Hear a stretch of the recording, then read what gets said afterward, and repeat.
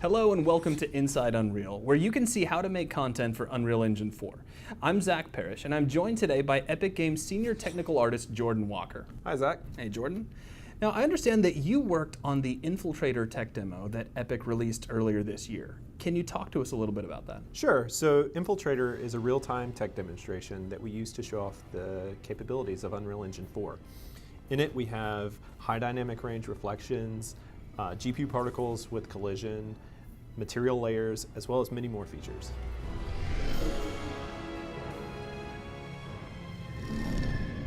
Now, if I recall correctly, you used the new material system to help define the look and the feel of the characters in Infiltrator.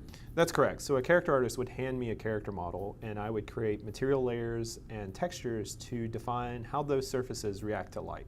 Okay, and we're going to be seeing a little bit of that today. That's correct. Awesome. So why don't we start by taking one of the characters from Infiltrator and kind of how he looked in the final cinematic, and then you can break down how you were able to achieve that look using the tools in Unreal Engine 4. Sure. So this is the character as he appears in the demo. You can see he has a couple different surfaces. There's some chrome buckle here. There's like a military fabric stretched across his chest. There's this padded fabric down below as well. And as far as the workflow goes, we would start this the same way we would start a character before. So a character artist would create a high polygon model. They would process a normal map from that model and hand that off to a texture artist. Once the texture artist received that asset, they would create a few different textures, one of them being a material mask that kind of color codes where each material goes on the surface. Now, in this case, when you say where each material goes, are you talking about like the different types of surfaces that make up the character? Right, so here you can see they colored in where metal goes on his mask. And then down here they've colored where like the fabric padding goes and where the black plastic goes. Okay. So it literally is color coding the different types of surfaces that make him up. Exactly. All right, cool. Here you can see the artist creates an asset that's basically a texture that defines where grime resides on the surface, where dirt collects. You can see in the cracks of things, this texture is a lot heavier, and it's basically saying this is where the surface is dirty. Mm-hmm. This final texture that an artist creates says where the scratches and the scuff marks happen. And they would do that on the edges of objects. They do it where a surface maybe like rubs against other things. So this is an example of a variant that we made where I took just one of the layers, which was composite plastic, and said, now it's this like orangey copper metal color. And that used all of the same textures that we created before.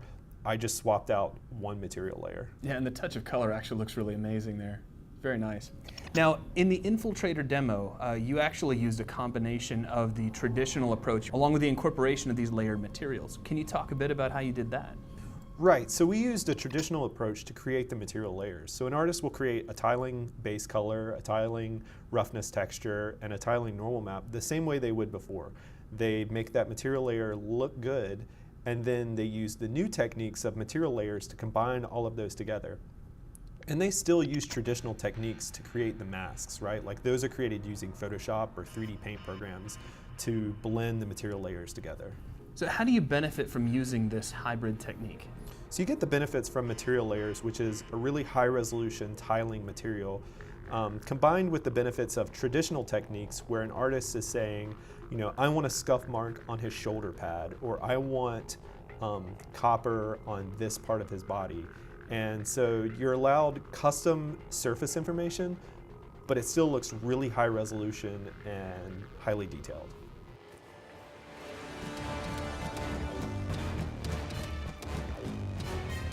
So I understand that Unreal Engine 4 uses a physically based shading model. Why does that matter here?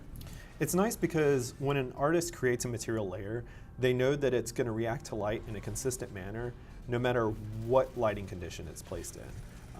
This keeps the artist from having to tweak their surface for individual lighting conditions. So as an artist yourself, what is it that you want other artists and designers to take away from this? One of the really cool aspects is that it's very easy to make consistent art across your entire project. So you make your metals, you make your cloth, You create your materials that you know you're going to use, and wherever they're used in your project, you know that they're consistent and they're high quality. And it's also useful because, say you have this like paint that's used in your game, and you have an art director who says, could we make that slightly more blue? You can update that one asset, and since it's used across your entire game, everything updates automatically. So there's a look at creating highly detailed character assets using Unreal Engine 4 with some of our new material tools and techniques. Thank you very much for watching, and we hope to see you on the next Inside Unreal.